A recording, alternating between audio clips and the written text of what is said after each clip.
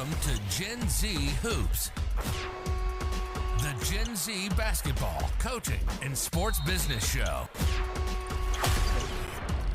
My next guest on HWS ADOD is Hobart basketball junior Ashton Khoorchand. Thank you for being here, Ashton. Oh, thanks for having me. I really appreciate the opportunity. Yeah, of course. Many athletes are recruited to play at HWS, but you took a different path. I was talking with Athletic Communications Director Ken DeBolt, and he mentioned that you were a manager during your first year at HWS. But after every game, you'd head up to the gym and get your shots in. Walking onto the team as a sophomore, what was the source of your drive and determination that ultimately led to you being on the team today?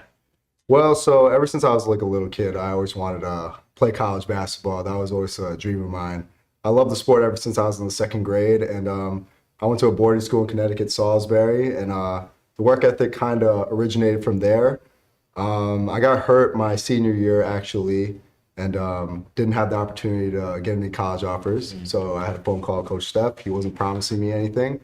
Came here, and I knew I had to dig a little deeper and work a little harder to achieve my goal, but I had a lot of people in my corner, like my little small group. Ada Rogers, who we both know, Dorian Packey, Axel Trena, the twins, Lobozos on the women's team, Gianna and Ava. Been in my corner ever since day one, and just sticking back on that group got me to where I am now. Awesome. So you're a junior now, but you weren't able to play this season due to a knee injury. Tell us about your experience working through that and working with the sports med and sports performance staff. Trainer staff, Julie and Alicia, they do a tremendous job with my rehab right now. I know I kind of want to push it a little more and try. I wanted to try and come back to play this season, but they do their best to keep me grounded. I know I want to push a little more, but no, it's going really well. I started jumping a couple weeks ago, shooting jump shots in the gym, starting to run a little more, little by little. Awesome. So the goal is to have me back for next preseason. Just follow the course, not try and rush the timeline a little more, even though I want to. And I don't have. Next year won't be my last year playing college basketball since I have 2 years due to the redshirt freshman year and this year. So just staying ready with the process, sticking to it, and just staying positive all the way through. Awesome. Well, I'm excited to see what next year brings. Yeah. So off the court, you host your own podcast, Gen Z Hoops, which I'm very lucky to have the hat. You gave me some merch last year, so thank you again for that. Gotta get you some socks now too. Oh, you got socks. Okay. I'm looking forward to my pair of Gen Z Hoops socks.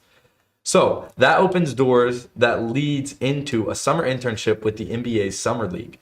Tell us about your podcast and that Summer League experience.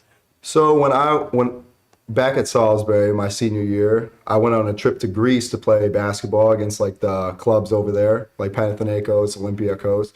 And my mentor John, who started it, he works for the NBA now. He's the assistant video coordinator. So you would see him on the parade floor with Shai Gilgeous-Alexander and stuff. So he thought he needed someone to pass it down to because with his rigorous schedule, he couldn't run it. So he chose me. I went to Summer League that summer, kind of freelanced on the concourse a little bit. And then we grew from there. He fixed up my LinkedIn so my outreach can be a little more professional. So when I'm talking to a GM or an assistant coach, they can respect me a little more. Reach out LinkedIn, Instagram DM, Twitter, and it just grew from there. And then kind of gained a little bit of traction. I did the sports business classroom program at Summer League going into my sophomore year that summer. And then they invited me back to work Summer League last year, and that led to another opportunity of working the Jalen Brunson Celebrity Golf Tournament. Wow. And I'm just looking forward to keep it running, and hopefully that takes me into what I want to do in the future, and that's working basketball ops for an NBA team. Awesome. Well, congratulations on the success you've already received due to the podcast. Appreciate it. Just going off of that, what's the biggest name you've had as a guest on your podcast, and who would be your absolute dream guest? Ooh, that's a good question. Well, recently I had the Sioux Falls Skyforce assistant general manager, and that's the Miami Heat G League team. And he's also senior director of basketball ops for the Miami Heat. Wow. So I'm a big Miami Heat fan. A lot of my close friends know, and a lot of people know. But I would say Mr. Dave Byer is his name. Sorry, left that out. But I would say he's my biggest guest basketball-wise because so much traction. He's been working in the NBA for over 25 plus years under Pat Riley and Eric Spoelstra. And yeah, I'm going to Miami for spring break. Wow. And I'm going to meet up with him at a game, have some lunch probably, talk a little more.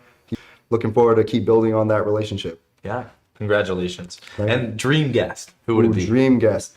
I would say Pat Riley. Yeah? Pat Riley. I mean, I've always looked up to him ever since I was a little kid. I know, like, he was on GQ back in the 80s with, like, his suits, slick back hair, coaching the Showtime Lakers, and he is in the front office of the Heat. So I would say Pat Riley. Awesome. Well, thank you, Ashton, again for coming on and talking with me Appreciate it, today. I really appreciate your time. And thank you all for your support of HWS Athletics. Thanks for listening to Gen Z Hoops. Make sure to follow, like, and subscribe on Instagram, LinkedIn, and all major social media platforms at Gen Z Hoops.